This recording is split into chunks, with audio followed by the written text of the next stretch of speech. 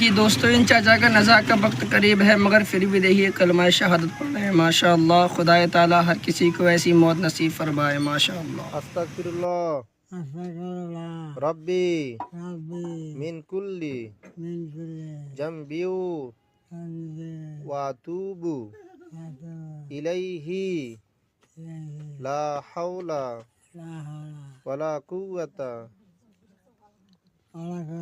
ইল্লা বিল্লাহিল আলিয়্যিল আযীম লা ইলাহা